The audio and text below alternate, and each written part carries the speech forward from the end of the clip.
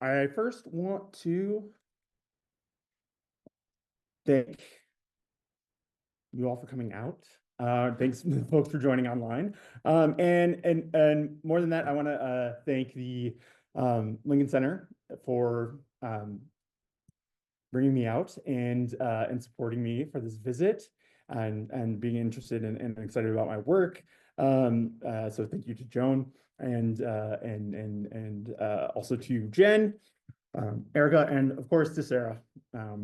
She said it all. We go way back, and I'm really excited to share some of this work and because some of this actually really started when we were collaborating a little bit. We were doing some reading and some writing around whiteness studies, around critical whiteness studies, and it planted the seeds of some of this work at the time. So I'm excited to show you where it comes out, and also if you can all bear with me. So I had the flu. I have two little kids, and I thought I was going to dodge it, and then I got here and I didn't, and I'm better now, and everyone has been so great about giving me space to just be in the hotel, recover, rest. So I'm ready to go today. So thank you so much, and for anyone who was signed up for events earlier in the week that we moved or had to cancel, I'm around next week. Please, I'm here. I'm super excited to chat with folks. So thank you for your support and understanding. It's real, and we need to take care of each other.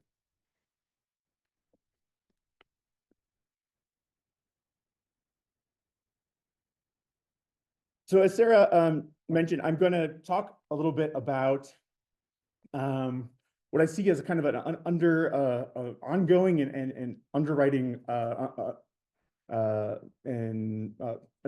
ongoing logic that underwrites projects of ethical and responsible AI, and we might be able to say ethical tech more broadly, but I'm really thinking about processes of machine learning, deep learning, what we call artificial intelligence, these things that we might lump under the somewhat maybe outdated and often critiqued, but I think for the purposes of this talk, it's actually quite useful to keep in mind. We might lump under the heading of learning machines. When I say roundly critiqued, right, the idea that training an algorithm is the same as a human learning a subject, right? And plenty of work has been done to disambiguate those two things. So I'm not trying to say they are akin, but I think the word learning in machine learning does work, and we need to pay attention to that. And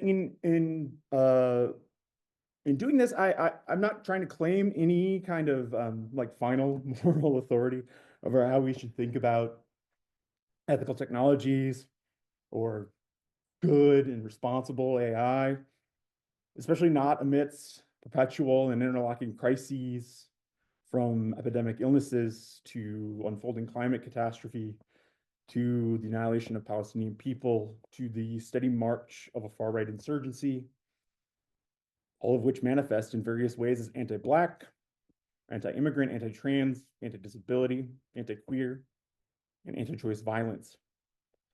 For better or worse, I'm here. I'm just a gloomy and not a little paranoid transsexual who sees danger everywhere, and whose particular talents, as I hope to demonstrate, lie in ruining nice things.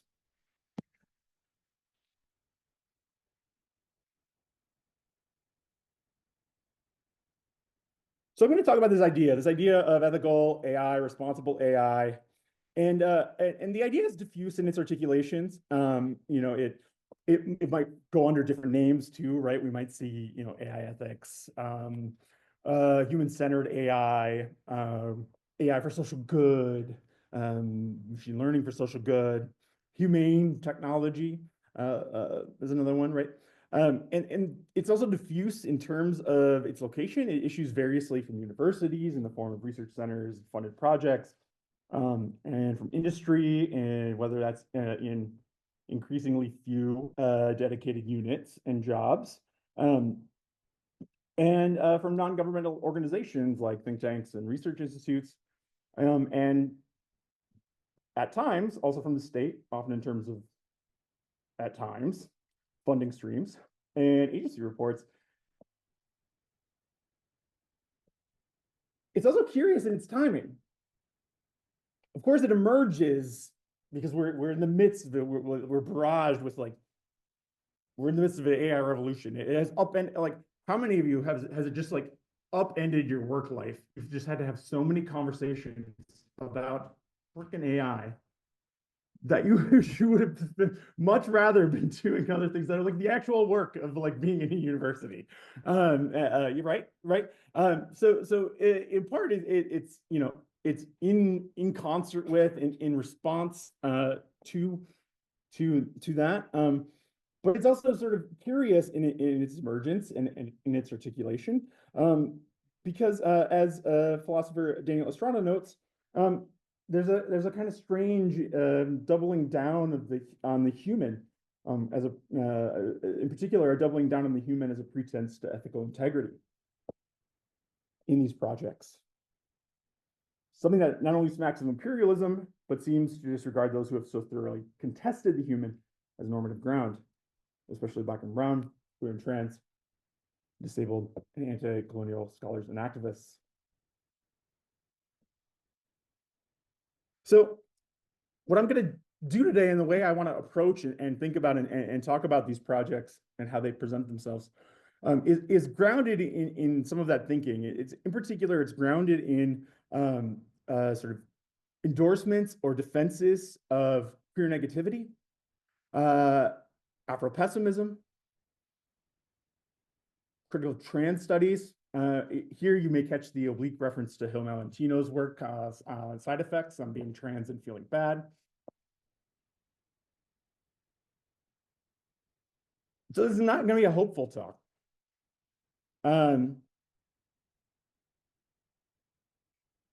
But I think that's a politically responsible thing. I hope to make a case for negativity as we go along. So while you might not see some of that work come out explicitly, some of those arguments come out explicitly, my goal here was to try to tackle this thing that is responsible or ethical AI through and thinking through and thinking with and thinking as and thinking from the negative, the excluded position of trans, for example, rather than, you know, I could stand up here, right? It's a common thing. Like I could stand up here and tell you about like all the violence that like an airport body scanner does to me when I like go through it, right? Like I could rehearse that for you, and like it's real, and but I don't want to like talk at the problem. I want to take that knowledge, I want to take that experience, and I want to use that as the lens through which then I can talk about and critique something else, right? I don't want to have to perform pain or perform that violence here.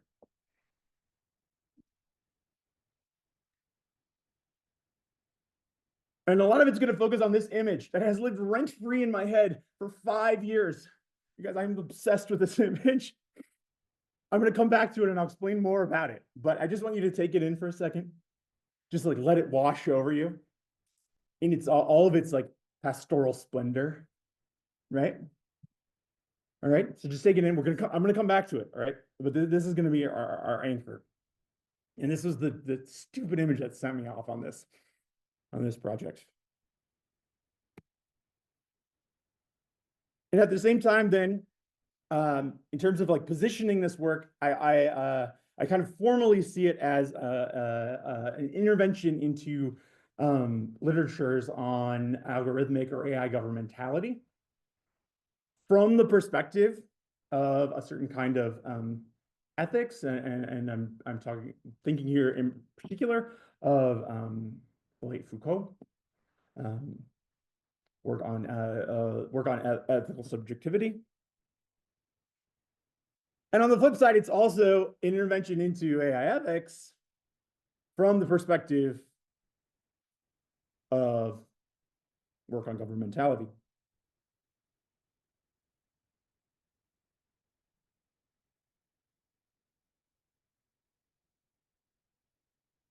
So algorithmic governmentality as just a kind of like to get us into it a little bit is a way of describing how automated data technologies, automated systems, automated decision-making systems, machine learning algorithms direct our conduct.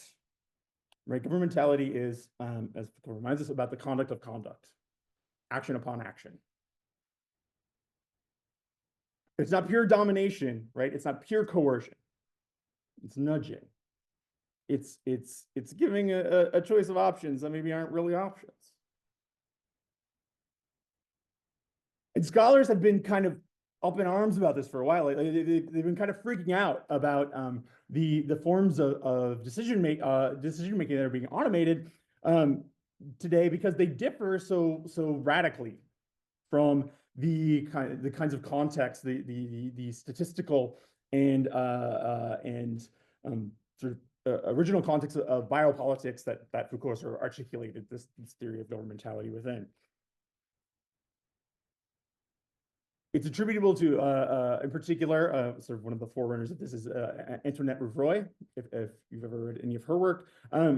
For her, right, algorithmic governmentality undoes the tenets of statistics, both as a mode of knowledge and as techniques of governing the conduct of populations. As Claudia Eredau summarizes, first, as Rouvroy argues, despite the sort of big data and AI's claims to objectivity, algorithmic governmentality is characterized by a turning away from the ambitions of modern rationality anchored in empirical experiment and deductive causal logic, or as Rob Kitchen describes, the prioritization of correlation over causation, the end of theory. Right, we've heard these things, right? This is what the AI revolution has sort of ridden the wave of and is furthering this project at the end of theory.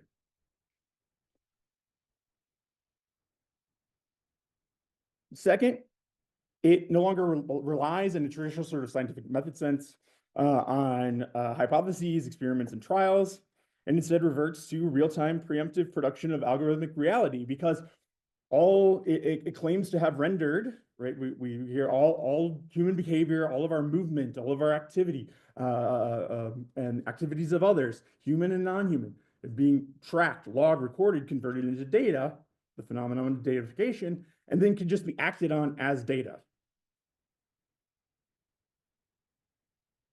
In a kind of what Rouvroy calls a data behaviorism. So as a consequence, and thirdly, for Rouvroy, algorithmic governmentality bypasses and avoids any encounter with human reflexive subjects. Where you're rendered into data, automated in a system, where we can be acted upon as data. You don't even need us anymore. These are the claims. But I want to walk that back. I think we have like bought into the totalizing narrative of this revolution, the totalizing narrative of big data, machine learning, and AI. And this shows up in literature on algorithmic governmentality as over-focused on questions of domination rather than on a sort of broader terrain of relations of power. That is, following Claudia Eredau, algorithmic governmentality morphs into algorithmic control as the analytic focuses on dominant actors, technologies, and the effects of domination. But that's not the whole scene. It's a really impoverished understanding of governmentality, for one, and it's an overstatement of the power of data technologies.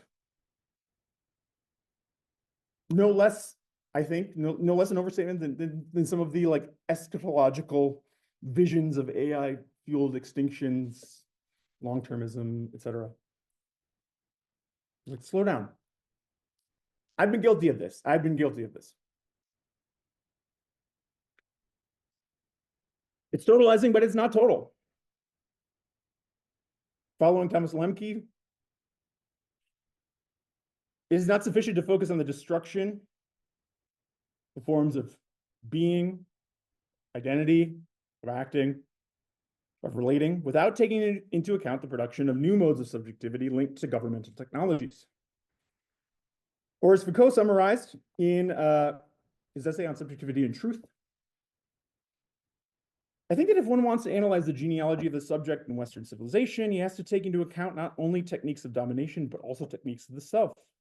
He has to take into account the points where the technologies of domination of individual over one another overlap processes by which the individual acts upon himself. And conversely, he has to take into account the points where the techniques of the self are integrated into structures of coercion and domination. This contact point, where individuals are driven and known by others, is fled to the way they conduct themselves and know themselves. It is what we can call, I think, government. Governing people in the broad meaning of the word, as they spoke of it in the 16th century, of governing children or governing family, is not a way to force people to do what the governor wants. It is always a versatile equilibrium with complementarity and conflicts between techniques which impose coercion and processes through which the self is constructed or modified by himself. And this is what I have found particularly interesting about these emergent projects of ethical and responsible AI, especially in a certain kind of liberal governmental mode, is this question of the production of new subjectivities. Yeah, we're rendering the data. You can act on the data, but like, I'm still here, right? Like, like we still run a tech. I still had to like get my body here, right? So I still have to figure out how to relate to all that.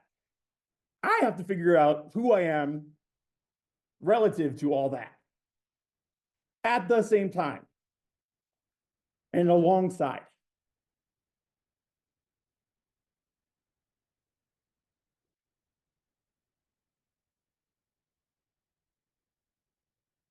And I think there's something really telling and interesting and unsettling that we can learn from the way ethical and responsible about new forms of subjectivity, new sort of what is the Godfather line, like the offer you can't refuse, or like Spivak's line of like the thing you can't not want, right? The kind of subject positions and ways of relating to technology that we can't not want. And I think there's something really interesting about the role that the child figure is playing in this. Now, the child figure has a long history in sort of AI research and development technically, and I'm not going to go through all of that. I would refer you to the work of scholars like Evelyn Fox Keller, Lucy Suchman, Nina Artana-Sosky, Kalindi Vora, and more recently Hannah Zeven, who has a great essay called I'm Baby. It was in the Baffler not long ago. But while a lot of work has been done talking about like the idea that like, oh, you know, machines, we need to model learning machines on how infant minds learn, right? Like the child analogy has been examined and critiqued in AI design and development. It hasn't really been we haven't really caught on to the fact that it's also made the jump to these normative contexts. It's also made the jump to these ethical contexts, where we're figuring AI as a child, or using the child as a metaphor for learning machines, not to make some kind of limited technical analogy about memory retention and you know, hitting improved benchmarks over time, but rather about how we should relate to technologies, how we should relate to each other, about ethics.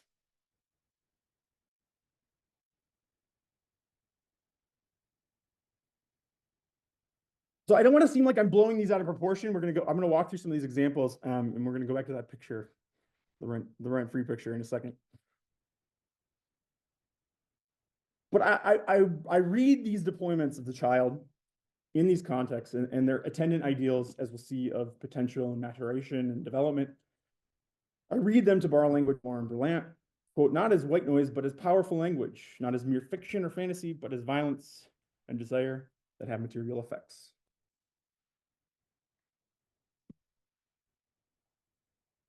Instead, I'm not going to rehearse the whole history of this analogy, but it is worth pointing out one, arguably probably the founding one. And so this comes from Alan Turing's famous 1950 paper, 5250, computing machinery and intelligence. This is his famously his paper where he's going through point by point responding to people who say that a computer can't think, or a machine can't have intelligence, and he's taking on trying to tackle each argument one by one and refute it or problematize it. And in responding to, in fact, it was responding to Ada Lovelace's objection that Alan Turing proposes this: instead of trying to produce a program to simulate the adult mind, why not rather try to produce one which simulates the child? If this were then subjected to an appropriate course of education, one would obtain the adult brain. Match. Presumably, the child brain is something like a notebook one buys it from the stationer's, rather little mechanism and lots of blank sheets.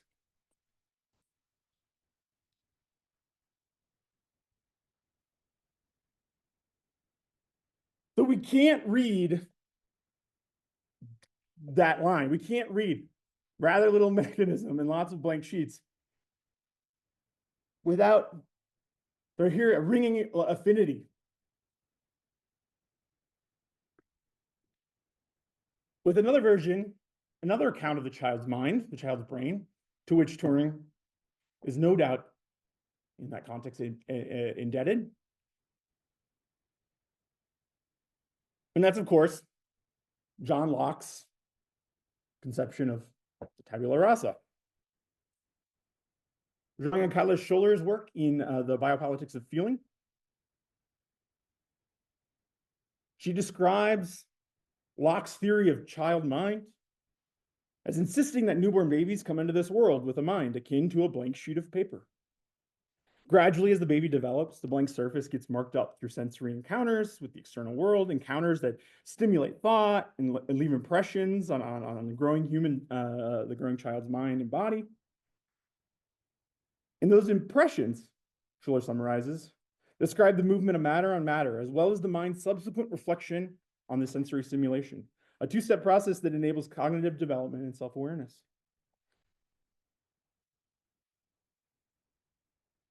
This is Locke over. This is in case you just so we get our enlightenment and romantic figures straight. I just want to. I'm gonna get to our other boy in a second, but we're gonna stay with Locke for a minute.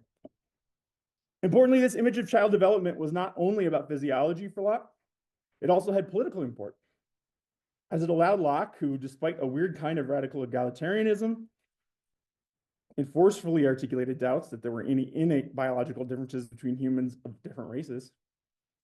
It's weird to hear that, but Locke really didn't think there was innate differences between races. It runs kind of counter to our conception of this period of Enlightenment theorizing.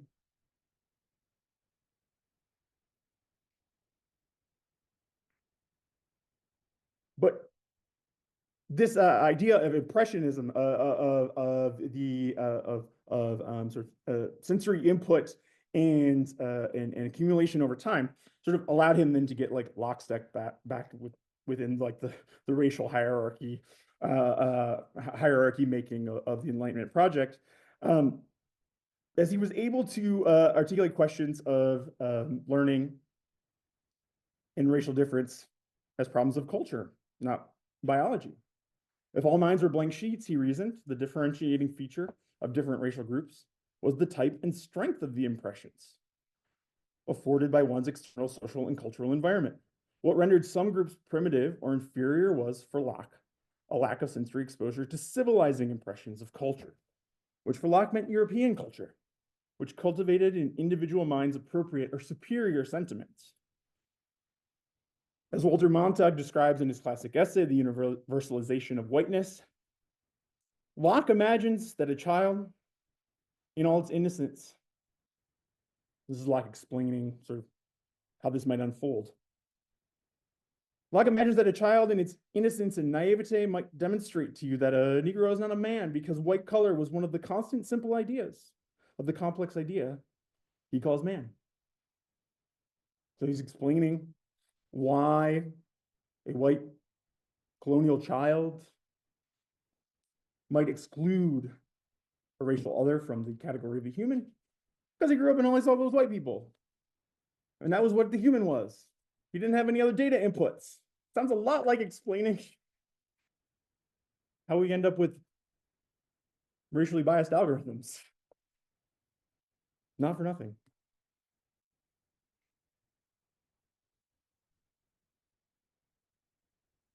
Later, Rousseau will take up this idea of a child's natural blankness, and he'll refigure it as a kind of lack or deficiency. As he writes in Emile, childhood is the first manifestation of the deficiency which in nature calls for supplementation. This supplement is here both humanity's good fortune and the origin of its perversion. Or as Lee Edelman summarizes, the child opens the dimension of futurity as redeeming the lack which such futurity attests.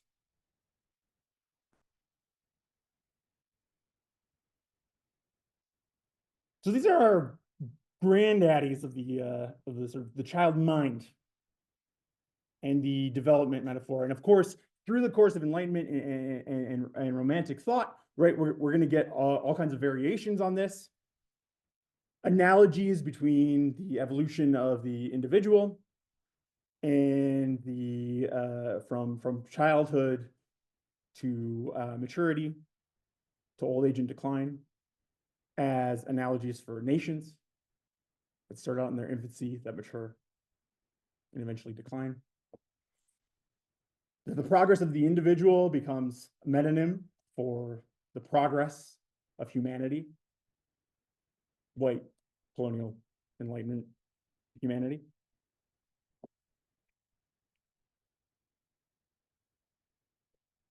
And although these will be upended in the 19th century with the rise of child psychology and psychiatry, psychoanalysis, they're powerful figures. They're powerful developmentalist notions that remain with us today.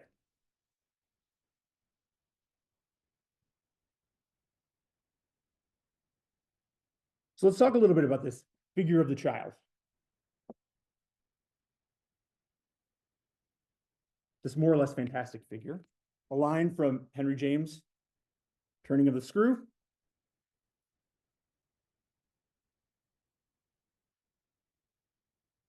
That sort of modernizes this deficiency or lack, that Rousseau figures from Locke, right? That there's this kind of paradoxical innocence, but also susceptibility to perversion that has to be made, that has to be protected against and warded against.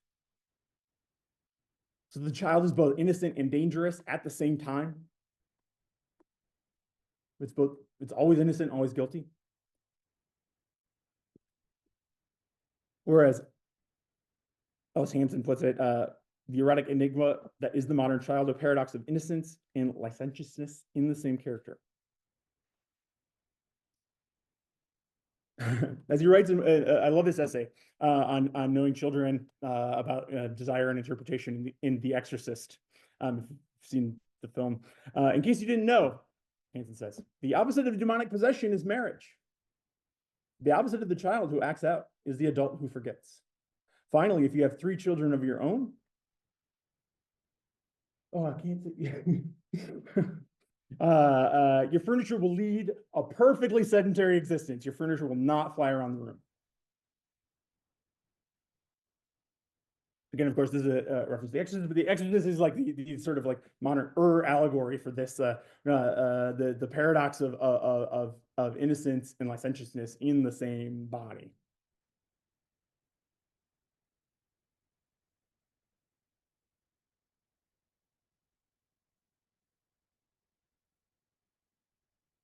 a kind of paradox that we built into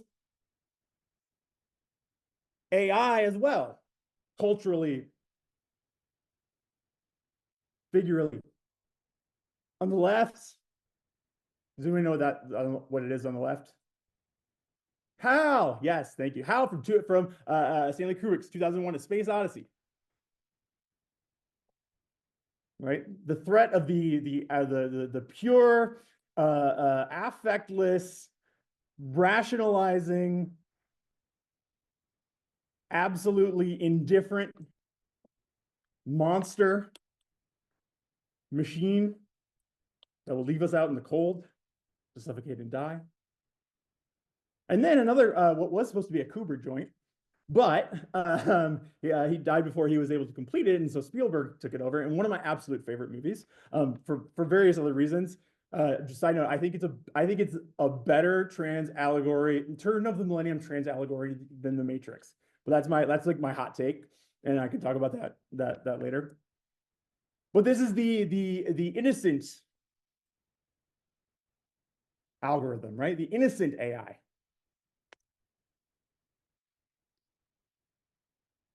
This is designed for a limited purpose. Limited in this case, unconditional love. Before he's bespoiled by the vagaries of humanity, bullied by a real human sibling, tossed out into a garbage heap.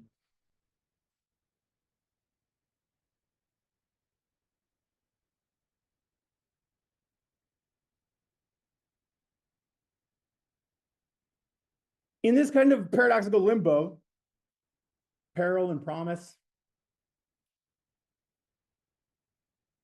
what makes the child unique as a kind of subject position, as Claudia Castaneda has identified, is that it seems to carry with it an unmistakable and uncontrovertible fact. A child is by definition not yet that which it alone has the capacity to become. What is distinctive about the child, she writes elsewhere, is that it has the capacity for transformation. It implies that the child is also never complete itself. It is precisely this incompleteness and its accompanying instability that makes the child so apparently available. It is not yet fully formed and so open to reformation. Or as James Kincaid starkly summarizes it in his essay, Producing Erotic Children, the child subject is, quote, largely in evacuation, the ruthless sending out of eviction notices. Children are defined and longed for according to what they do not have. Agency, autonomy, adult rationality, adult brains, appropriate care and concern.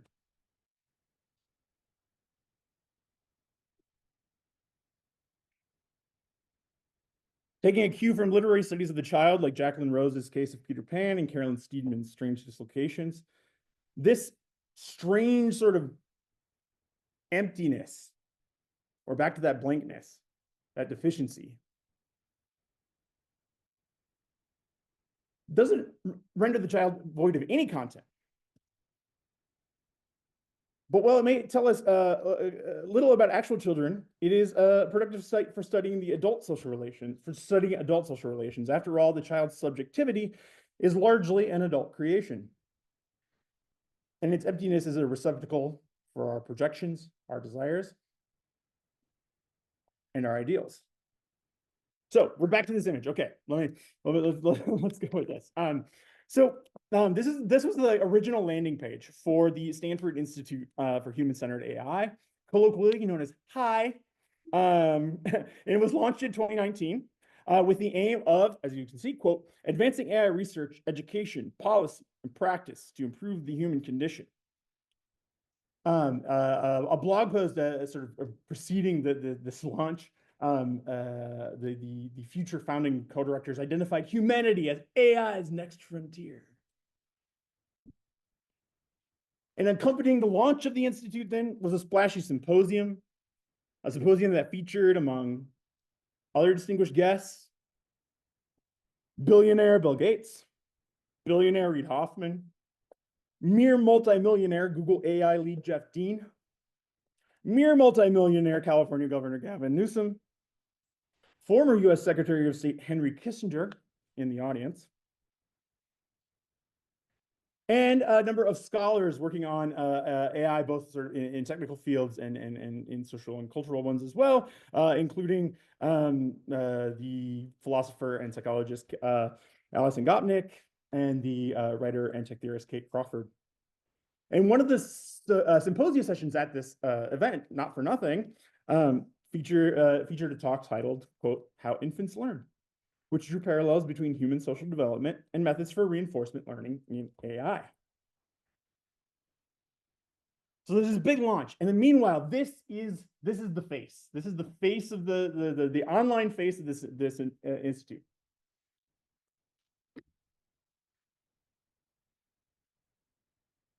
And I was immediately struck. Not because it's like a particularly remarkable image or like a well-composed website. It's like any research center website, right? But because it was so different from like the landscape of like AI and society imagery that we see, right? What do we not see here? We don't see a human head, the silhouette of a human head made out of binary code, a silhouette of the earth made out of binary code.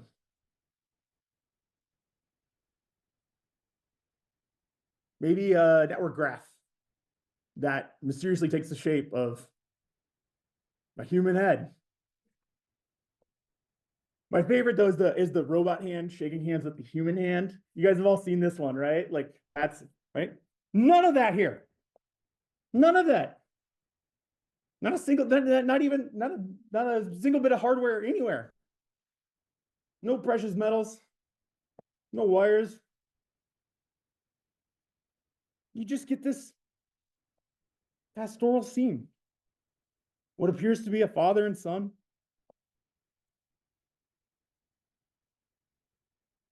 Both with blonde hair, walking through a wheat field towards a horizon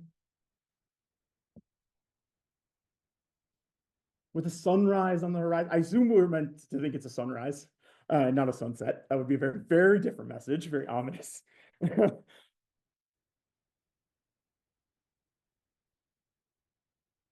What was going on?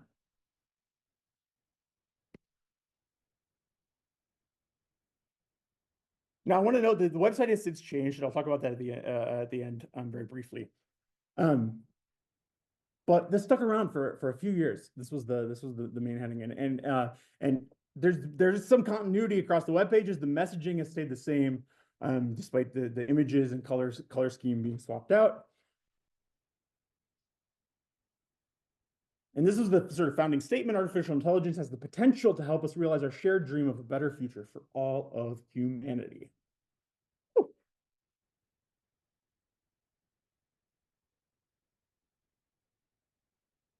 And there was something in that.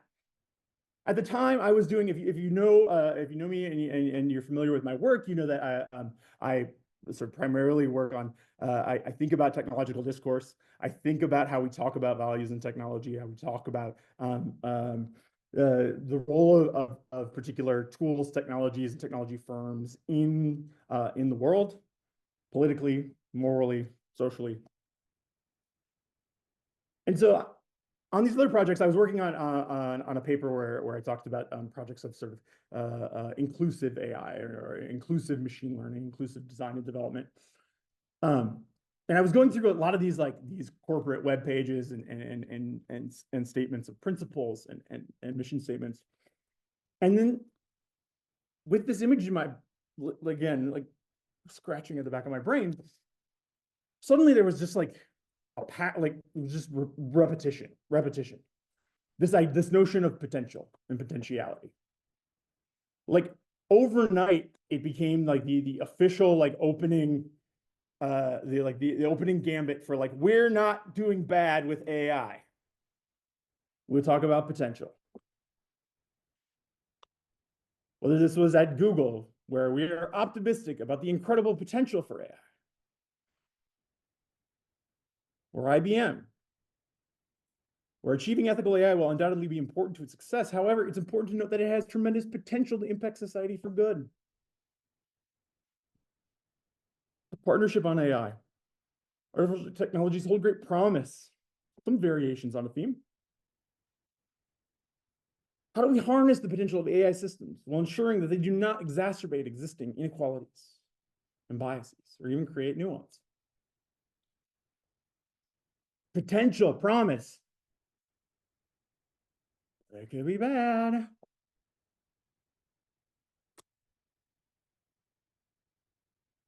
So we're back to this sequestering of paradoxical possibilities in a single body.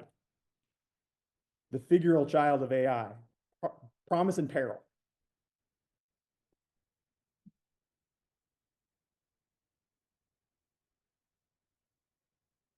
Alongside these ideals of potential and potentiality were discourses, you'll still find language around maturity and maturation. Now, this is like typical in technological systems and research and development, right? Like we have immature technologies, right? But these all take on a different valence when they're put in the context of the learning machine that is elsewhere being figured as the child. In a context, in a normative context. Bottom line, we have created a very powerful technology that is still very immature. Current processes for ethics and risk assessment around uses of AI are still relatively immature. Managing with immature AI. And this is my absolute favorite one. Published op-ed in the Journal of Technology and Society.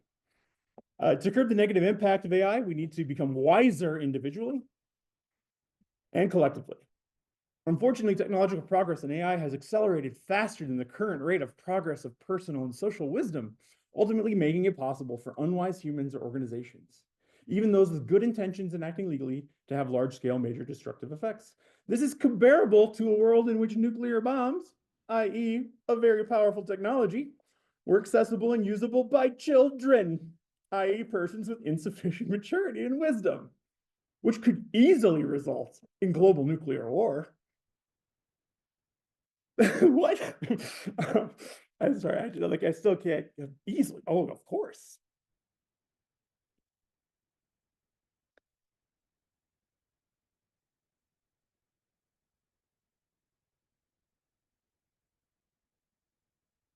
So the child is doing what it does best, as Rebecca Sheldon reminds us in her book, The Child That Come, Life After the Human Catastrophe.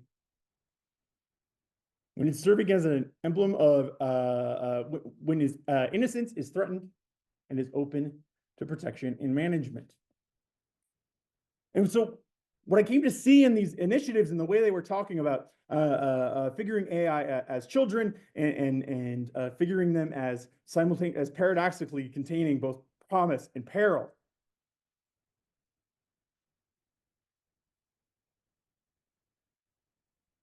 I came to recognize it for what it was, which was this process of pedagogizing and domesticating AI.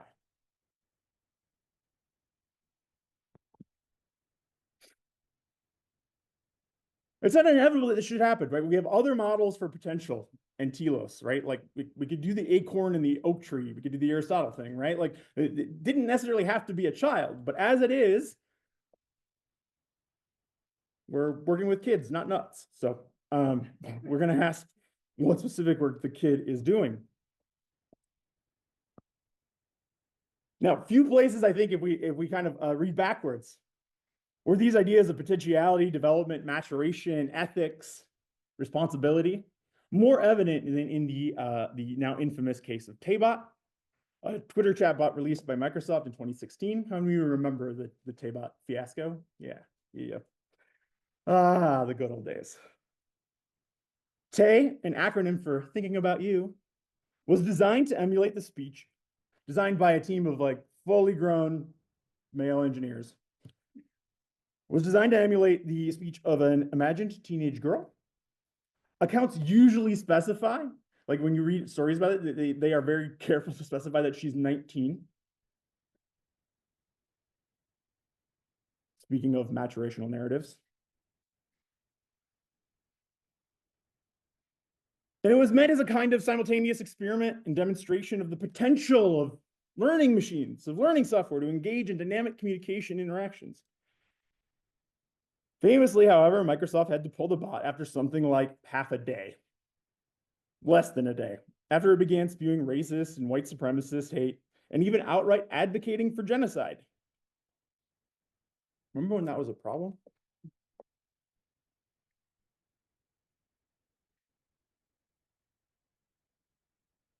Now, a lot's been said about this case, including the gender dynamics that I've pointed at, and so I'm not going to belabor that. But I just want to point your attention to an op-ed that was published in the AI Matters journal, journal for AI scientists. In the AI amusement section, the tragic tale of Tay the chatbot. The sad tale. This is published like this is the journal. This is like not. I'm not. I couldn't make this up. The sad tale tells how Tay, a maiden chatbot of innocent heart, benevolent desires, and amiable disposition, was released to the internet, and how an evil conspiracy corrupted her into a malevolent, foul-mouthed crone.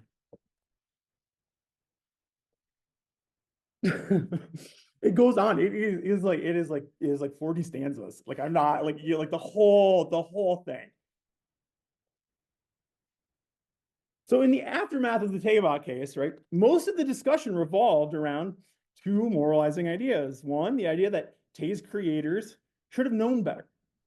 And two, that Tay did what she did because she was hijacked by trolls who corrupted her, manipulated her weaknesses, and fed her racist garbage, which it then learned and reproduced. Strangely enough, however, the one person who seems to be not at fault in this entire scenario is Tay. All discussion was on the engineers and the trolls and the ways they failed or corrupted, or we might say adulterated Tay. Substantive responses to this case, like Microsoft's ethical guidelines for bots released in our aftermath, stress the need to, quote, take care with how we educate future Tays and create guardrails as they venture out into the world. Indeed, their guidelines are at times indistinguishable from those kind of early Enlightenment romantic parenting manuals. Design your bot so that respects relevant cultural norms and guards against misuse. Ensure your bot treats people fairly. Ensure a seamless handoff to a human where the human-bot exchange leads to interactions that exceed the bot's competence. Meanwhile, Tay and the idea of AI retain its innocence, return to a state of innocence, at least in the abstract. Despite what the bot actually said, did, despite its material intervention, she retains the potential of a blank slate. She remains, in other words, a child. And we see this idea also in ethical and responsible AI's overfocus on corrupting or bad training data.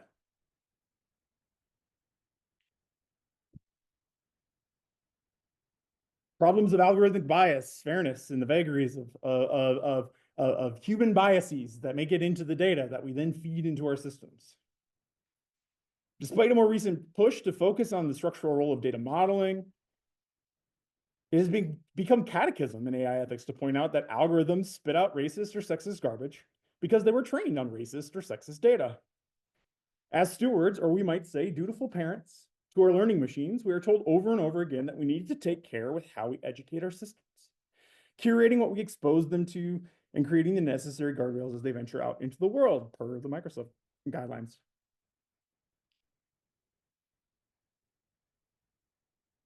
Meanwhile, the now disappeared child. So the child got removed from the Stanford High website, but there's a faculty representative of the center who Rob Reich, who's a political philosopher. He's done a lot of great work on democracy and philanthropy. But he has this line that he repeats, and I know he repeats it a lot because one day I was dropping my kid off at daycare and I heard him say it on NPR. I'm not working when I'm like dropping my kid off at daycare, one thing at a time, please. So the fact that I came out, I'm like, hey, how often are you saying this line? AI science, Rob Reich says, is like a late stage teenager, newly aware of its extraordinary powers, but without a fully developed frontal cortex that might guide its risky behavior and lead it to consider its broader social responsibilities.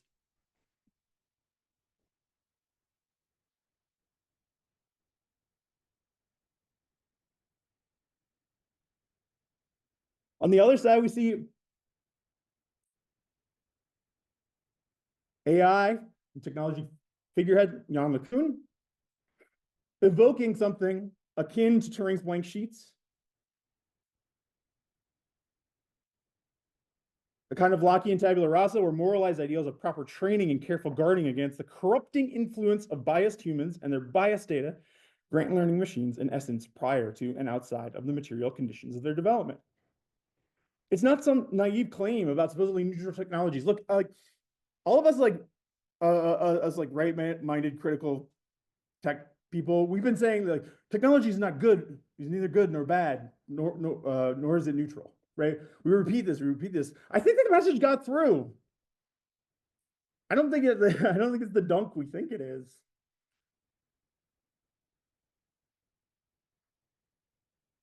I think what's happened though is it's got replaced with something worse.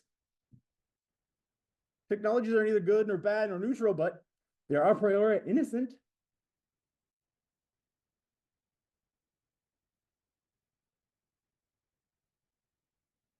Precarious wells of potential, vulnerable to being corrupted, or we might say adulterated by a bad education. It appeals to proper training as learning machines, ethical and responsible AI initiatives appear as a revival of those liberal and romantic humanist ideals of children as innocent that figure then the ideal adult, us, how we're supposed to relate to these things, that figure the ideal adult as a kind of domesticated subject engaged in projects of moral education, a little Locke, a lot Rousseau. Indeed, we might think of Rousseau in particular as the godfather of garbage in, garbage out reasoning.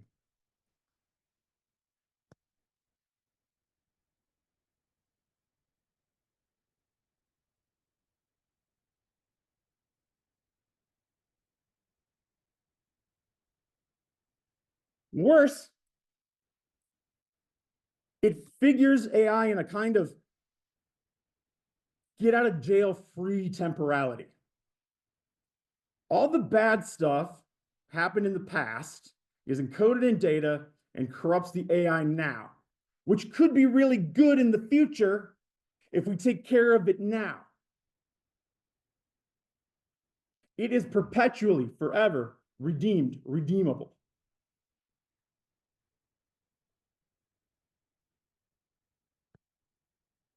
The child as savior. Or as Adorno puts it, the undistorted. The child as fulfillment.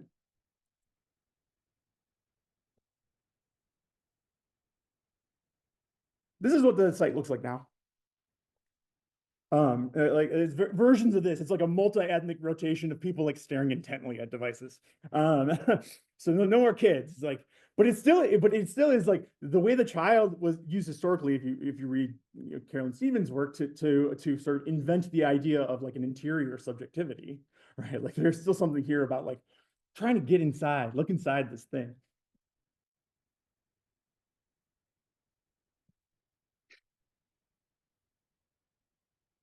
But the messages remain: the potentiality, the promise and peril, the invitation to become good mommies and daddies. Never mind the material conditions of most actually existing young people. Never mind that the figural child is always the white child. Never mind that the figural child is never the gay child, never the trans child. So not only is it inviting us into a particular subject position, good mommies and daddies, but is a particular kind of, I like to say that if you're familiar with Lee Edelman's work and No Future and the idea of reproductive futurism, which has been roundly critiqued for its sort of overriding whiteness, I like to say that like Lee Edelman was wrong about kids, but he was right about robots. We're being conscripted. Ethical and responsible AI wants to conscript us into a project of reproductive futurism, where education becomes, like sexuality, compulsory reproduction, procuring the child for an order of truth that denies the foundational negativity, deficiency, perversion on which it rests. And just as I just have a couple closing salvos here. I don't think it is limited just to these projects too. I think it is something that is endemic to and rears its head in weird ways in this kind of like a resurgent humanism that like is our only recourse apparently to respond to the rise and disruptions of AI, is to double down on the human, however problematically. So an example, this is an example, this is a recent book by eminent philosopher of technology, Shannon Valor, whose work I admire and respect, but I'm gonna pick a fight with like one part of this book, the AI Mirror, How to Reclaim Our Humanity in an Age of Machine Thinking. At multiple points in the book, she evokes Alice from Through the Looking Glass, from Lewis Carroll's Through the Looking Glass. But she's not evoking the child in the way that the previous examples were doing it, but there's still analogical work, metaphorical work being done. She says, my first book was about how new technologies and the changes they make to our habits can strengthen or undermine human virtues like courage, moral imagination, honesty, and empathy. Here I want to look at how historical and contemporary narratives of AI, particularly AGI, that's artificial general intelligence, in our future gravely endanger that prospect by trapping us in a hall of mirrors built by our own imagination. Like Alice's looking glass world of the Red Queen, today's AGI dreams reflect the seductive pull of imagination not yet matured by wisdom. While looking glass worlds are often harmless, even inspiring, we must not let them dominate the arenas of public policymaking. Later, she goes on to say about this capacity of the moral imagination that AI lacks, AI couldn't possibly have. And here's my thing: is like, when are we gonna like? We need to, if you're concerned, if you want to be a critic of technology, like, learn this lesson now. If you like set a dare, say AI can't have moral imagination, all right? Like in a year, AI is going to have moral imagination, something akin to moral imagination. Don't set a bench, like everything. We keep like moving the goalposts, and they're just going to keep hitting them.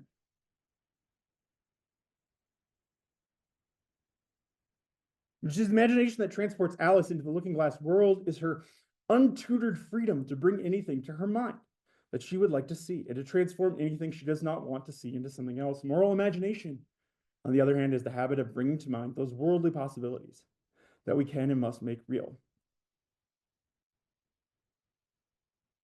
Moral imagination marries our creative vision to the virtues of responsibility, wisdom, compassion, and courage. Told you this wasn't going to be a hopeful talk. Let's remember, we're not meant to identify with Alice in this book. We are meant to identify with Alice's sister. Alice's sister, who is constantly fretting about this curious and queer child who can't possibly be fit for motherhood, can't possibly be fit to step into her eventual destined role as wife and mother and caretaker of the household. It's Alice's sister who is invested with social and moral authority, not Alice. And she tirelessly subjected Alice's queer experiences to reinterpretation within the framework of a certain kind of domesticated politics. Afraid, for example, that Alice's handling of pig children, remember the scene where she's like, oh, you're really ugly for a child, but she's given a baby and she's take care of the baby, but The baby turns into a pig. You're really ugly for a child, but you're really cute for a pig. I'm going to let you go in the woods. Oh, tisk, tisk, Alice. That's no way to take care of a baby.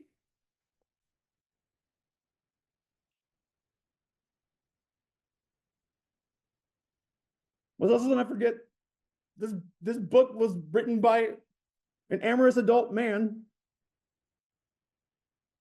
trying to get in bed with a young girl.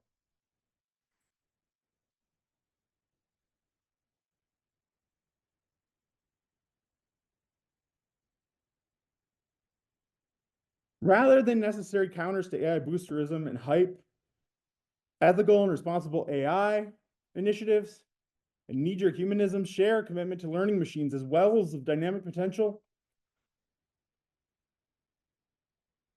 that attempts to also mitigate the social anxieties and moral uncertainties they generate by yoking them to practices of care and consideration integral to neoliberal ideals of family and parental authority.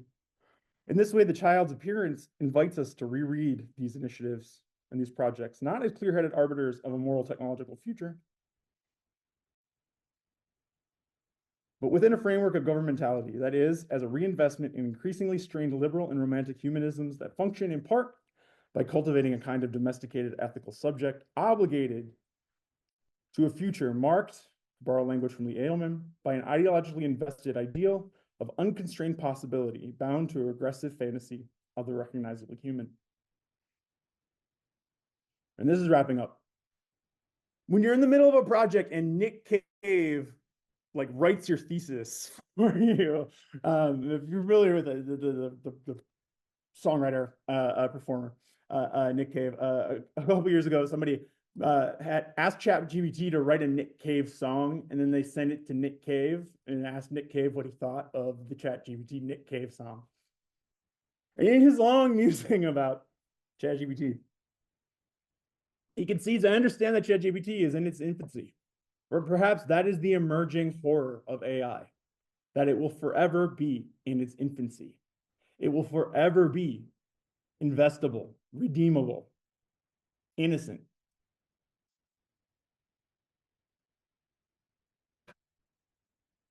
And I'm going to close here on an image. This quote here, who knows what it's going to do when it's dead? Does anyone recognize that? It's from Alien. It's from Alien, talking about like other child maternal narratives. A couple years ago on the Paris runways during Paris Fashion Week, Schiaparelli stunned crowds with his accessory, the hottest new accessory, as Stefan saying out loud might say it, the hottest new accessory. It's a robot baby. But instead of the innocent, always investable robot baby, this baby is made of refuse, waste, detritus, all of the material impacts, all of the negativities, all the earthly perversions that underwrite the production and maintenance materially of artificial intelligence systems. And Chip really said, the designer said in particular, they were inspired to do this by the movie Alien.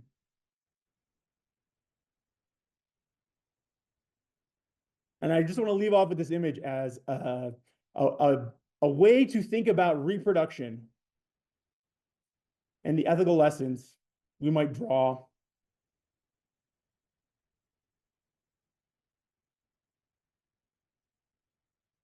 from the child AI analogy and the political possibilities of negativity. If we let go, if we decouple a certain kind of reproduction from a certain kind of reproductive futurism. So I'm going to leave it off there. Thank you so much for your time.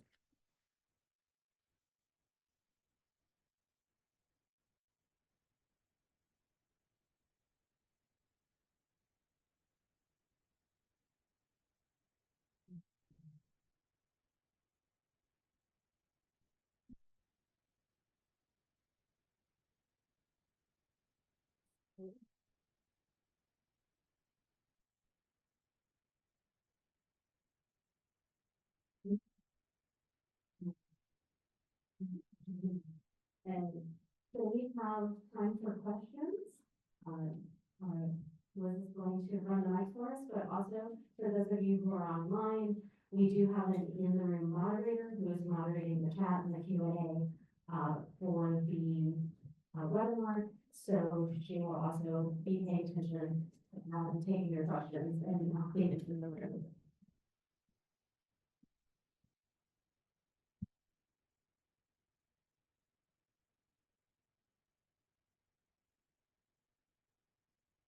Thank you so much for that talk. That was amazing. Thank you.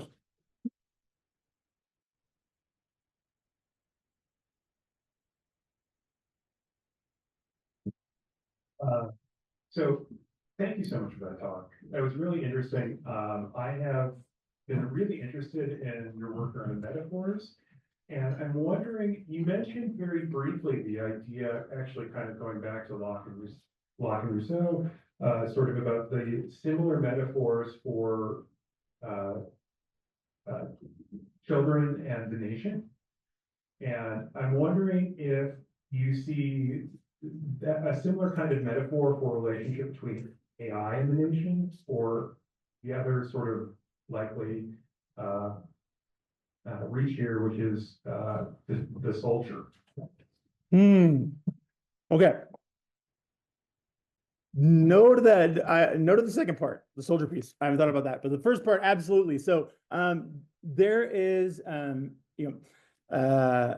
I sort of gestured early in the talk to Lauren Berlant, right? But we could go back to the Queen of America, Queen of America goes to Washington City, right? And this idea of sort of the fetus, the child, the precarious immigrant, the figures who are not yet citizens, but yet who figure the future of the citizenry, right? And the sort of political, moral, and cultural work that does. Absolutely, I think there is child and nation are referring to that work are intimately bound up, and I think there's a way to interpret the like AI arms race, right, through this lens of like, well, we need to raise our AI babies this way. Otherwise, all of our AIs are going to have those Chinese AI baby values. And we don't want that. We don't want Chinese AI babies. We want American AI babies, right? And there is a sorting. The child analogies and the metaphors don't come out as strongly, but I think it is, I think, drafting on where they do appear in sort of ethical and responsible AI discourse. It's a useful lens through which to interpret the ongoing discourse. Mm-hmm.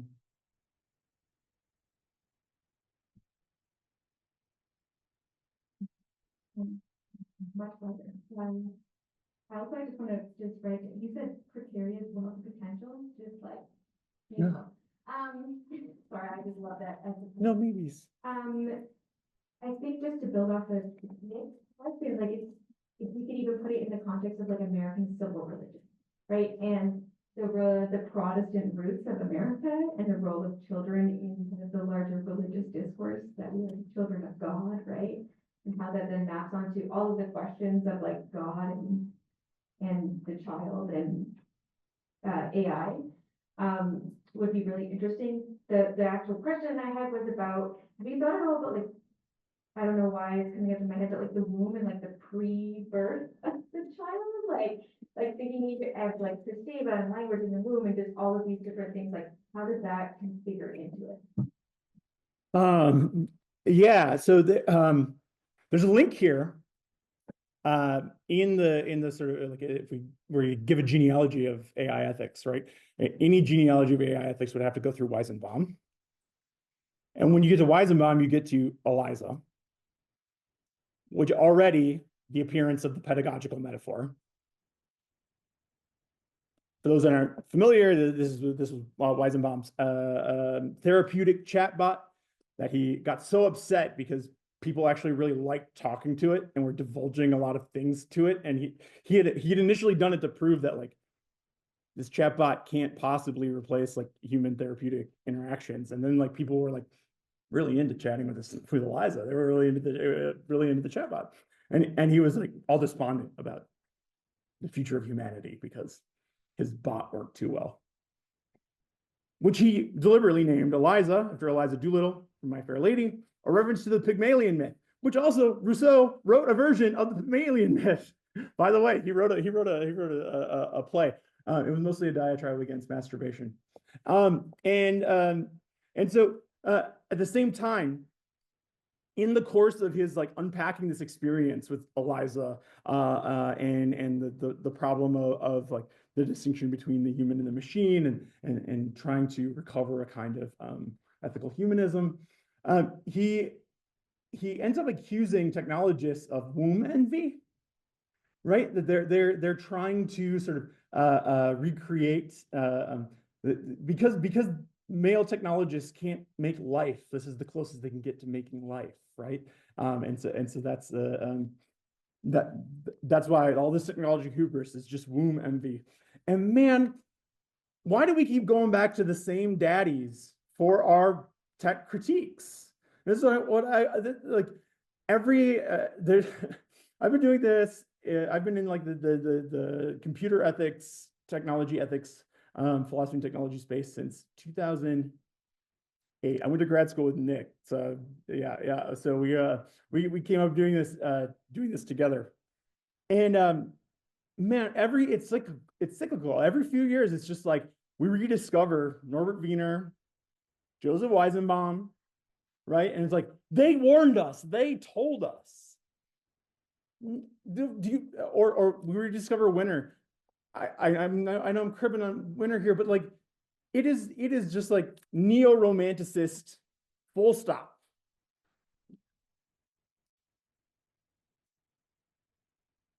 So I don't know. That went off on a little bit of a diatribe because I have this bone to pick of like I want to write a paper that's like the daddies of critique and like why do we keep going back to the same daddies over and over again to recover go back to the same well of the same bankrupt liberal ethical humanism. Anyway, but we do it, and that's the loop that we're caught in. Anyway, sorry, but yes, there is a link to the womb stuff. I haven't thought about it that much. So there's a mommy's paper too. It's a book now, babies, daddies, and mommies. We do have time for one more quick question. Could I just get a couple and then I'll wrap it up? Like it just boom, boom, boom, and then I'll respond to all of them.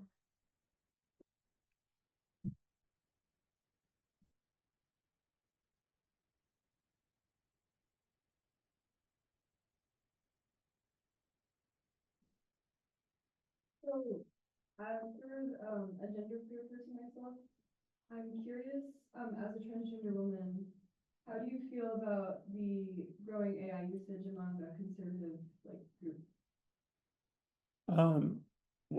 Can you give me an example? Sure.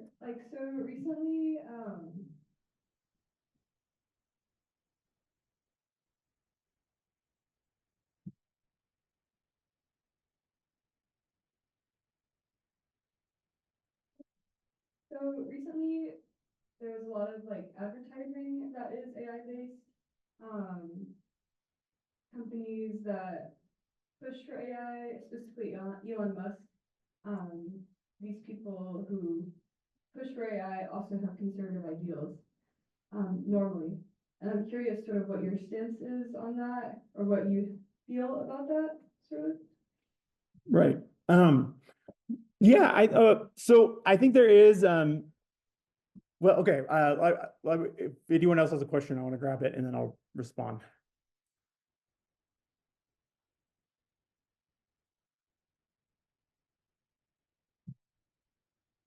Just a really quick comment, just because I'm still wrapping my mind around all the really cool stuff you mentioned, and so questions later probably that I wish I had asked. But my comment is that I had a chance to student volunteer this past winter at SIGGRAPH Asia, which if anyone's not familiar, SIGGRAPH, it's like a graphics conference basically, and there's a lot of talks there about AI and all this stuff. And speaking of wombs, they had a literal presentation at the Immersive Pavilion, which is a bunch of interactive VR technologies. They had a literal womb experience where they were trying to basically you have a VR headset, I don't know what's in it, and you're in like a little tube and you're supposed to move your arms, and there's a woman, beautiful singer, lovely singer, singing like this operatic high stuff, and there's a music or immersive music, all this stuff, and I remember being really like, I found that really strange, because it didn't feel like it was, I don't know, in allegiance with people with wounds, or like what it means to, Yeah. you know, The birth. the bourgeois longing for what is naive. This is why I'm so down with the porno. Okay. Yeah. No, thank you. That's so wow. That's wild. 24, we all want to go back to the Yeah. movies. But to close, then I'll say obviously this is all this is all imbricated, and there's an offshoot paper I'm at like the very start of, which is sort of a critique of our sort of critical AI studies, critical data studies. What I see is like an overly narrow frame for understanding the history of eugenics. So I referenced Kyla Schiller's work in the biopolitics of feeling, and she traces this notion of sensory impressibility from Locke through to Galton, to the eugenics movement, to the idea of like the like impressing upon cultivating and civilizing populations, right? And there's this clearly smacks of that, but so there's that link there. And to get back to your question, Musk has always been a eugenicist. He's trying to like breed. He's trying to breed himself again, and then he's going to escape himself to space, and to start his perfect race. There's he's not ever been like he's not ever been mysterious about that for a decade. Like he's interested in better breeding in that like classic eugenic sense. But I think one thing that we miss as critics of AI is we're so over focused on this moment, this Galtonian Pearson moment. If you've read like Wendy Chun's Discriminating Data, for example, right? She unpacks this history really well about the idea, the relationship of statistical median and norms, and the ways that was marshaled and interpreted to justify certain kinds of racist and racializing and discriminatory programs, and then ultimately sort of gives rise to the ultimate projects of negative eugenics in the Holocaust. But that is such a like we only think that way now because Galton linked up with like neo-Mendelian genetics and won, like basically won the like nurture versus nature debate, like quote unquote, won. Darwin, his cousin Darwin, Galton, Mendel, it won. But for a century, almost a century prior to the 1950s, that Galtonian, Pearsonian eugenics was not the most influential or prominent version of eugenics. Rather, what popularized eugenics in social policy was Lamarckism. And Lamarckism differs from Galtonian eugenics in that it thought that you could, it held that you could impress new civilizing tendencies, new values, new traits within a generation. Right, and these were like the active sort of better breeding programs of like of disciplining mothers to eat certain things, to attend certain kinds of classes, to raise children in certain kinds of ways, so that then that next generation, right, would be superior to the prior generation. That was like the active social engineering thing, and that's what gets popularized in most social policy before. And what also is like embroiled in this nature versus nurture debate. So as critical technologists, we don't see that story at all, right? We're just like We just see how like, look at your facial recognition algorithm looks like a phrenology skull, therefore eugenics. Which, yes, but also this idea of proper training, of humanizing and civilizing our algorithms, right? Echoes back to a history of eugenics rooted in Lamarckism that we just, as a critical sort of community, absolutely fail to recognize and fail to see and grapple with. And that's the eugenic legacy that haunts our ethics. That's the eugenic legacy that haunts our morality or our moral orientation towards technology, as opposed to our technical one. Anyway, thank you.